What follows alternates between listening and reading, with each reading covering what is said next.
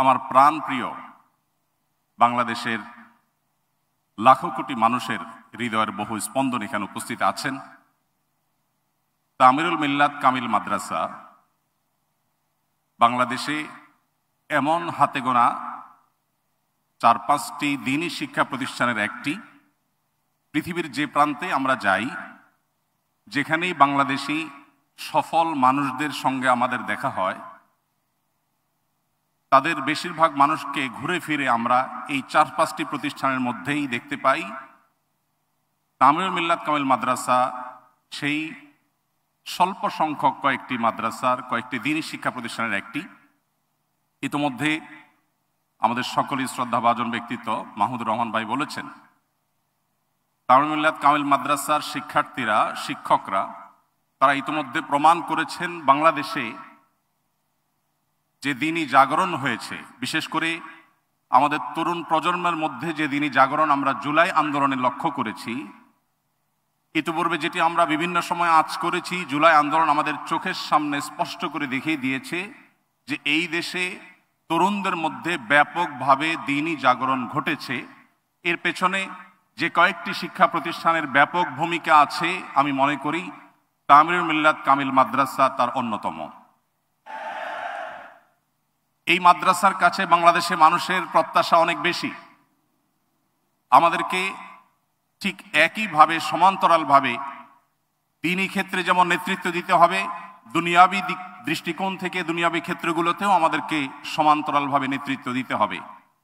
বাংলাদেশের মানুষ প্রচণ্ড ধর্মপ্রাণ। এদেশের মুসলিম, এদেশের হিন্দু, এদেশের খ্রিস্টান, এদেশের বৌদ্ধ, প্রত্যেকটা ধর্মের মানুষ স্ব ধর্মের ব্যাপারে অত্যন্ত সিরিয়াস, অত্যন্ত নিজ ধর্মের প্রতি শ্রদ্ধাশীল। আমরা বিগত 15-16 বছর ধরে, বরং প্রায় 50 বছর ধরে বাংলাদেশে আমরা দেখতে পেয়েছি ধর্মপ্রাণ মুসলমানদেরকে দমিয়ে রাখার এক অপচেষ্টা দীর্ঘদিন থেকে চলে আসছে এই দেশে। আল্লাহ রাব্বুল আলামিন এই দ্বীনকে এমনভাবে এটাকে সৃষ্টি করেছেন যে এই দ্বীনের যত বেশি দমন করা হয়, সেই তৈমুর লং থেকে নিয়ে শুরু করে পৃথিবীর ইতিহাসের বিভিন্ন সময় আমরা দেখেছি যখনই দমন করার চেষ্টা করা হয়েছে সেটা তত বেশি বিকশিত হয়েছে। বিগত 15-16 বছর যাবৎ ইসলামের কথা বলার মতো কঠিন আরেকটি কাজ এই মাটিতে ছিল না। এজন্য জুলাই আন্দোলন আমাদেরকে দেখিয়ে দিয়েছে সেই দমন পীড়ন বিশেষ করে আমাদের সমাজের তরুণদের মধ্যে দ্বীনের প্রতি আগ্রহকে আরো বহুগুণ বাড়িয়ে দিয়েছে, এবং তাদের মধ্যে যে দ্বীনি আগ্রহ, দ্বীনি চেতনা এটা আজ সৃষ্টি হয়েছে, এটাকে পুঁজি করে এটাকে সঠিকভাবে কাজে লাগাবার সুযোগ আপনাদের হাতে এখন এসেছে। এখন সমাজের প্রত্যেকটা স্তরে নেতৃত্ব দেওয়া, প্রত্যেকটা স্তরে দ্বীনকে অত্যন্ত সুন্দরভাবে উপস্থাপন করবার এই সুযোগ আমাদের সামনে এসেছে। এই সুযোগকে কোনোভাবে হাতছাড়া করা যাবে না। সময়ত উপস্থিতি, আস-সুন্নাহ ফাউন্ডেশনের মাধ্যমে আমরা চেষ্টা করছি কিছু জনসেবামূলক কাজ করবার, আমরা চেষ্টা করছি বেকারদের বেকারত্ব দূর করবার।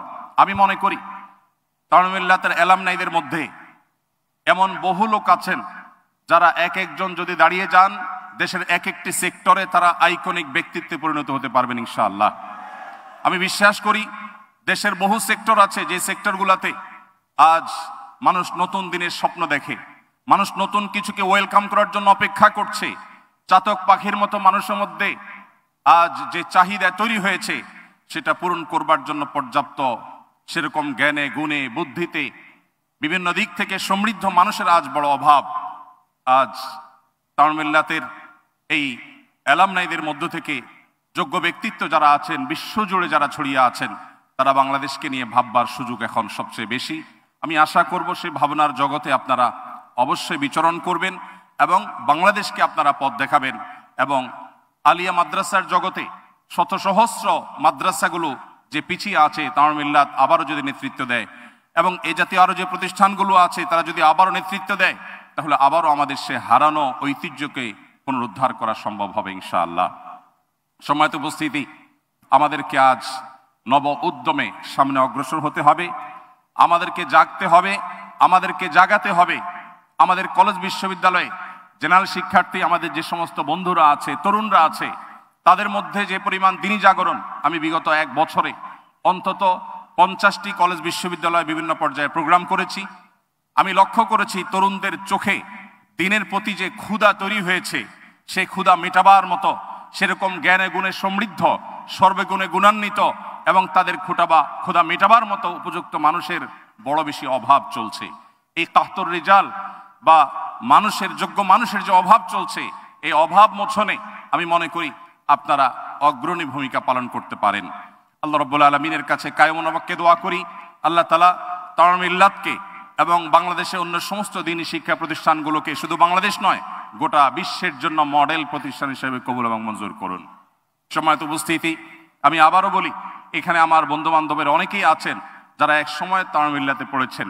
আমি সেই তথ্য অনেক পরে জানতে পেরেছি এবং অবাক হয়েছি যে যেখানে আমি সফল মানুষ দেখি, তাদের উল্লেখযোগ্য সংখ্যক মানুষ দেখি, তাদের গোড়া তাওয়ার মিল্লাতে প্রথিত।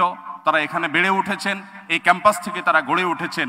এই প্রেরণাকে সামনে রেখে আমরা যদি এগিয়ে যাই, তাহলে নতুন বাংলাদেশে সাধারণ মানুষের মধ্যে যে একটা ধারণা তৈরি হয়েছিল যে হুজুররা শুধুমাত্র ওয়াজ করে, হুজুররা শুধুমাত্র কথা বলে, আমরা এই ধারণা বদলে দিতে পারি ইনশাআল্লাহ। আপনারা 2024-এর বন্যায় দেখেছেন সরকারি বেসরকারিভাবে যত উদ্যোগ নেওয়া হয়েছে, শুধু আস-সুন্নাহ ফাউন্ডেশন এককভাবে 164 কোটি টাকা ত্রাণ কার্যক্রম পরিচালনা করেছে। আপনারা দেখেছেন আমরা এক সময় অনুদান গ্রহণ করা বন্ধ করে দিয়েছি এবং কোথায় 2024-এর বন্যা, এখন 2026 আসতে চলেছে, অথচ এখনো 2024-এর বন্যার কার্যক্রম 5-7টি জেলাতে আমাদের পুরো দমে চলছে। 1500 ঘর নির্মাণ কাজ প্রায় শেষের দিকে, আরো 1500 ঘর নির্মাণ কাজ আমরা নতুন করে শুরু করেছি। সেবা খাতে আস-সুন্নাহ ফাউন্ডেশন যেরকম একটি নতুন উদাহরণ তৈরি করতে পেরেছে, আমি বিশ্বাস করি এখানে যারা উপবিষ্ট আছেন অথবা যারা আজকে এখানে আসতে পারেননি, এরকম অনেকেই আছেন। আপনারা যদি দাঁড়িয়ে যান, তাহলে এই দেশে বিদেশি এজেন্ডার ধ্বজাধারীরা যারা বিভিন্নভাবে আমাদের তরুণদেরকে, আমাদেরকে কিশোরদেরকে, আমাদের আগামী প্রজন্মকে বিভিন্ন বিষয় তারা চাপিয়ে দিতে চায়, আরোপ করতে চায়, তাদের সে সমস্ত ষড়যন্ত্রকে মোকাবেলা করতে হলে আমাদেরকে সামাজিক হতে হবে, সামাজিক কর্মকাণ্ডে নেতৃত্ব দিতে হবে, সমাজের প্রত্যেকটা স্তরে আমাদেরকে এগিয়ে যেতে হবে, উদাহরণ স্থাপন করতে হবে, দৃষ্টান্ত তৈরি করতে হবে। এবং আমরা যে এই সমাজের একেবারে গোড়ার মানুষ, অন্যরা অনেকে হয়তো পালিয়ে কেউ ভারতে যাবে, কেউ আমেরিকায় যাবে, কেউ পশ্চিমে যাবে, কাউকে হয়তো সৌদি আরব ওয়েলকাম করবে, আমাদেরকে পৃথিবীর কোনো দেশ এমনকি সৌদি আরব ওয়েলকাম করবে না। অতএব এই মাটি আমাদের, এই মাটিতে আমাদেরকে থাকতে হবে, এই মাটিকে ঘিরেই আমাদের স্বপ্ন এটা বেড়ে উঠতে হবে, গড়ে তুলতে হবে। আমার বিশ্বাস সেটি করবার মতো দক্ষতা, সেটি করবার মতো যোগ্যতা, সেরকম স্বপ্ন আপনাদের চোখে মুখে আছে। প্রয়োজন শুধুমাত্র এগিয়ে যাওয়ার, প্রয়োজন শুধুমাত্র কাজ করবার। আমি দোয়া করি অন্তরের অন্তঃস্থল থেকে আল্লাহ রাব্বুল আলামিন এই তাওয়ার মিল্লাত, এই প্রতিষ্ঠানকে বাংলাদেশের মানুষ নয়, শুধু বিশ্ব মুসলিমদের বিবেক জাগ্রত করবার কাজে আল্লাহ তাআলা এই প্রতিষ্ঠানকে কবুল এবং মঞ্জুর করুন এবং এই প্রতিষ্ঠান থেকে বেড়ে উঠুক শত শত সৈয়দ কামাল উদ্দিন জাফরের মতো মানুষ, শত শত উস্তাদ জয়নুল আবেদিনের মতো মানুষ, শত শত অন্যান্য ওলামা ইকরামের মতো মানুষ। আজ বড় বেশি প্রয়োজন, বড় বেশি প্রয়োজন। চতুর্দিকে যে পরিমাণ চাহিদা, যে পরিমাণ ক্ষুধা, এটি মেটাবার মতো উপযুক্ত মানুষের আজ বড় অভাব। বাংলাদেশে মানুষ বরাবরের মতো যে পরিমাণ ধর্মপ্রাণ, সে পরিমাণ নেতৃত্ব, সে পরিমাণ যোগ্যতা সম্পন্ন ওলামা ইকরাম, দুঃখজনক হলেও সত্য, তারা সঠিকভাবে যথাযথভাবে যথেষ্ট পরিমাণে তারা পায়নি। এই অভাব পূরণ করবা এই সময়টি আমাদের এখন এসেছে এবং এটা সময়ের সবচেয়ে বড় দাবি। আমি দোয়া করি আল্লাহ রাব্বুল আলামিন আমাদেরকে সেই তৌফিক দান করুন এবং সেই সাথে ধন্যবাদ জ্ঞাপন করছি অন্তরস্থল থেকে আজকের এই চমৎকার আয়োজনে আমাকে দাওয়াত করবার জন্য, আমার সিনিয়রদের সামনে আমাকে কিছু কথা বলবার সুযোগ করে দেওয়ার জন্য। আল্লাহ তাআলা আমাদের সবাইকে দ্বীনের কাণ্ডারি হিসাবে, দ্বীনের দায়ী হিসাবে, সমাজ সংস্কারক হিসাবে, সমাজ সেবক হিসাবে, সমাজের সত্যিকার অর্থে ইমাম বা নেতৃত্ব দানকারী হিসাবে বহুমুখী যোগ্যতা অর্জন করবার তৌফিক দান করুন। জাযাকুমুল্লাহ খায়রা। আসসালামু আলাইকুম ওয়া রাহমাতুল্লাহি ওয়া বারাকাতুহু।